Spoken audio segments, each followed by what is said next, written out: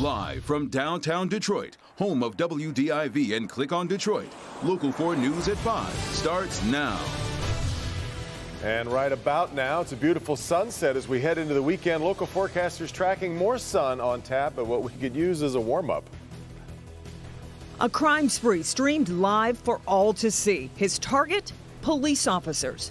This suspect decided he would use as a weapon his vehicle, whether he had a gun or a vehicle, equally dangerous. Now 2 Detroit officers are left hurt after a violent crash. Also today, 2 breaking developments in the investigation into hazing at Warren D. LaSalle High School. We'll have that story in just a moment. But we begin with the Michigan Attorney General's office executing a search warrant today connected to the mayor's office. Let's bring in Mara McDonald, who's been working this story. We've got brand new information on exactly what investigators were seeking, Mara, and it is a program we've heard a lot about.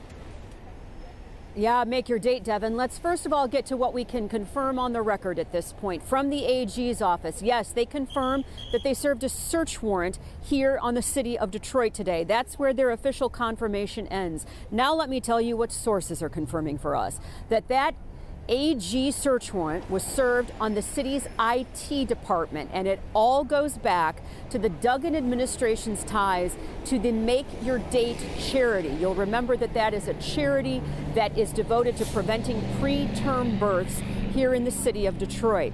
Now, Dana Nessel's office has had an ongoing investigation into the administration and its ties to Make Your Date. You will also remember that the city of Detroit's Inspector General just released a report that she went into, an investigation into the city's ties to Make Your Date. And in it, she found that top Duggan appointees ordered emails deleted in connection with Make Your Date.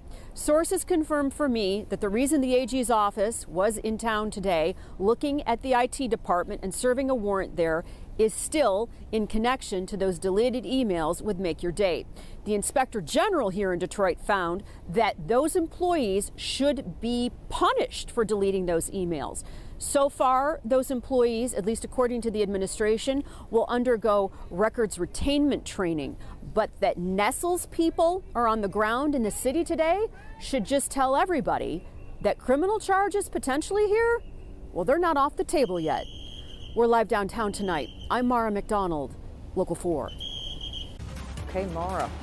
Now to breaking developments in the De La Salle hazing investigation. The Macomb County prosecutor says another prosecutor needs to step in, and that's not all. In a statement released today, prosecutor Eric Smith says the alleged victim in the case doesn't want the case to go forward and refused to be interviewed by police. The prosecutor's office also wants another county to step in after revealing one of the assistant prosecutors may be a material witness in the case. Sean Lay is live in Warren at this hour. And Sean, police now say that this has been going on for years. That's right. Let's break new ground on this right now. And even new tonight, police were in touch with a concerned parent here at De La Salle, worried that her son was victimized in a hazing incident with the football team last season. Now, Police Commissioner Bill Dwyer says he believes there would be more charges, more possible charges in this case if every player on the team actually cooperated with the investigation. They had a tradition that every Thursday before the game, if it was on Friday, they would have a dinner.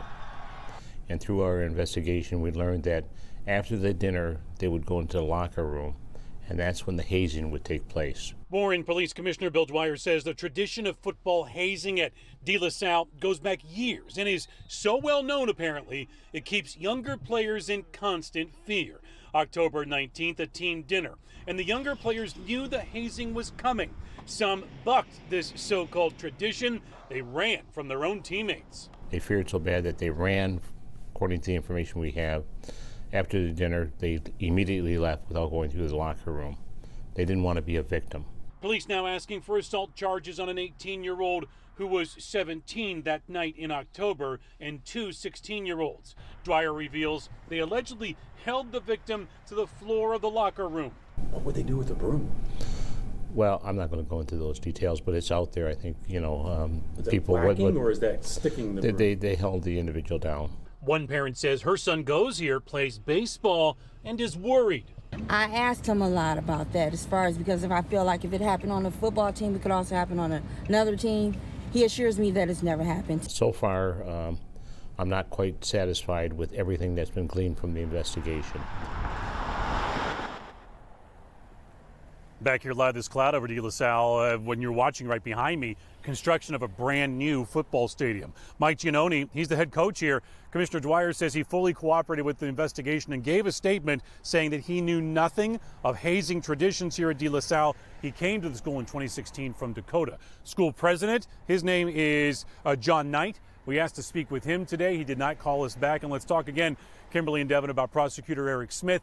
He says no charges in the case now because he has to send the case to another prosecutor's office in another county. Someone in his office, a parent or coach, may have witnessed what happened. Back to you. Yeah, and a victim being now reluctant to come forward could be a complicating factor as well. All right, Sean. Chief Craig says a driver was using his vehicle as a weapon, and his target was Detroit police officers. Tonight, 2 officers are recovering following a chase and crash with a man who streamed the entire encounter on Facebook Live. Let's get to Larry Spruill. He's live tonight. And Larry, the chief says he was baiting officers to chase him, and the Facebook video proves it.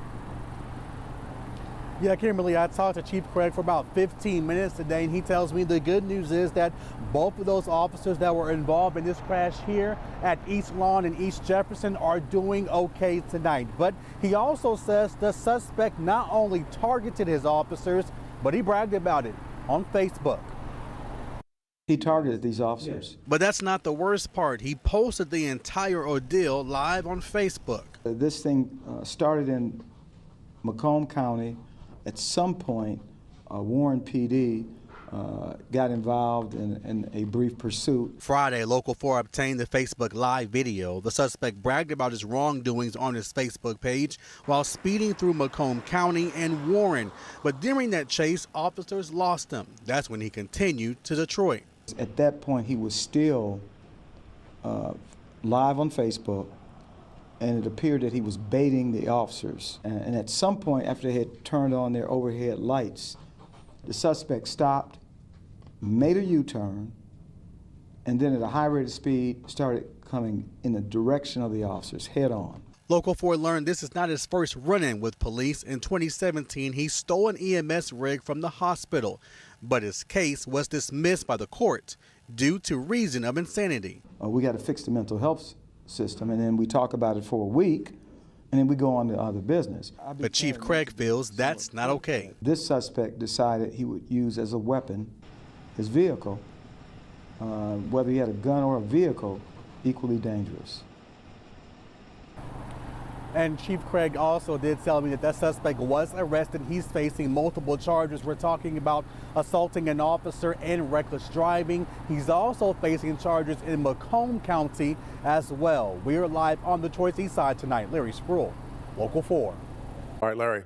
A woman is dead after a crash inside a construction zone on Detroit's west side. It happened on eastbound I-96 near Outer Drive. In fact, it is still closed right now. According to police, the victim failed to yield while changing lanes and was hit by a second vehicle. That crash forced the victim into the back of a semi that was in front of her, and the driver would later be pronounced dead at the hospital, though no other injuries were reported.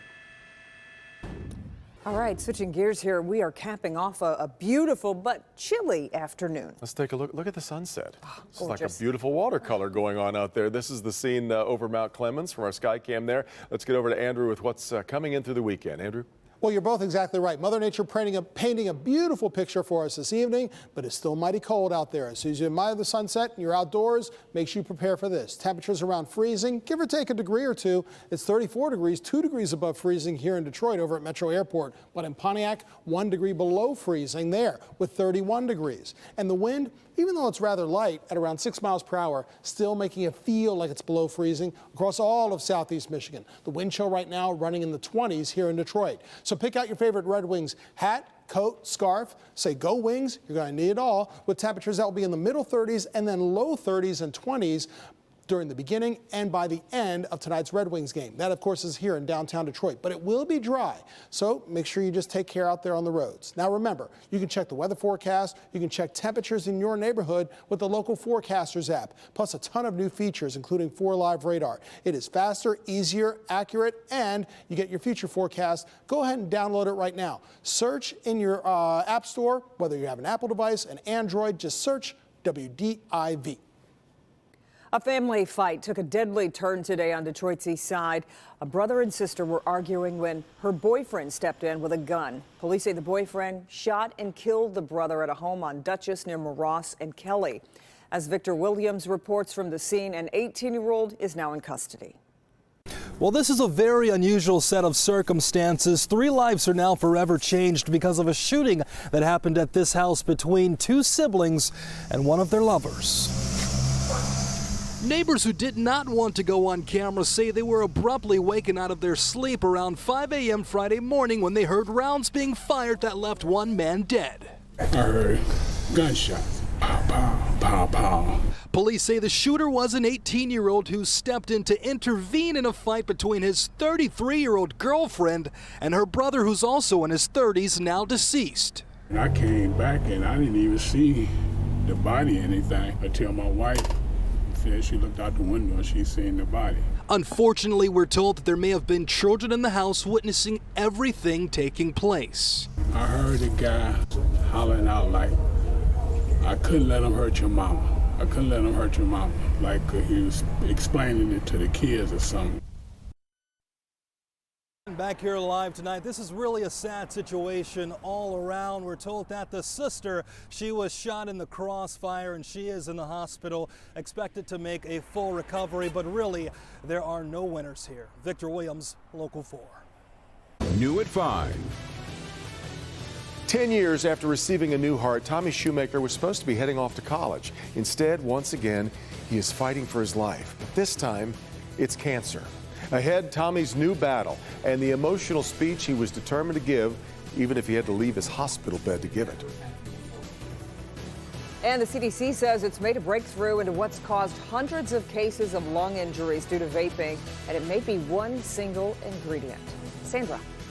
A wife killed after her cereal is spiked with a deadly dose of heroin. The medical examiner in the case is taking the stand and delivers a bombshell clue as her husband stands charged with her murder. That's next.